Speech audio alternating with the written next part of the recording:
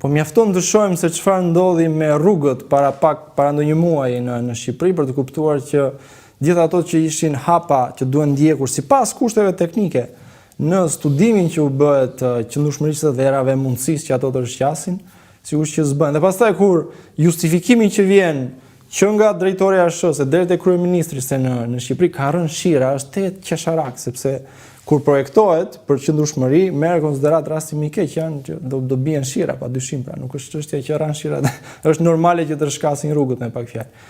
Po sidomos kur vjen puna për studimet gjeologo-inxhinierie ka një kështu, pra bëhet në mënyrë tejet formale, pa marrë përgjegjësi, po pa i dhënë edhe rëndësinë e duhur procesit. Ka Shqipëria kapacitete për të përcaktuar? Se ka një perceptim kështu që ata të vjetrit nuk janë, inxhinierët, domethënë që bën projektime deri në 90-ën dhe tani nuk janë zhvendësuar. Jo. Ekziston kjo teori? Sigurisht që jo. Sigurisht ka inxhinier mjaft të aftë në Shqipëri.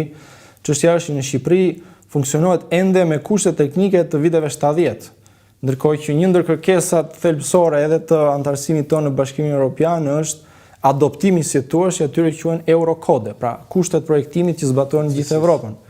Dhe që nuk ka ndonjë problem të madh për dikë që ka mbaruar në fushën e inxhinierisë që të thjesht të zbatojë kërkesat që kërkon kushti teknik pra për të bërë studim. Sigurisht që ka një kosto më të shtuar, megjithatë është edhe siguria më e lartë, qëndrueshmëria më e lartë edhe kështu punon në gjithë Evropën, si më thënë. Në Shqipëri për të minimizuar kostot për atë që është investitor ose për atë që do të përfitojë në fundja nga buxheti i shtetit në ndërtimin e një rruge apo të një vepre infrastrukturore, anashkalohen gjitha këto masa sigurie dhe kur ndodh pastaj si thua shkatrimi, thotë janë shkaqe natyrore.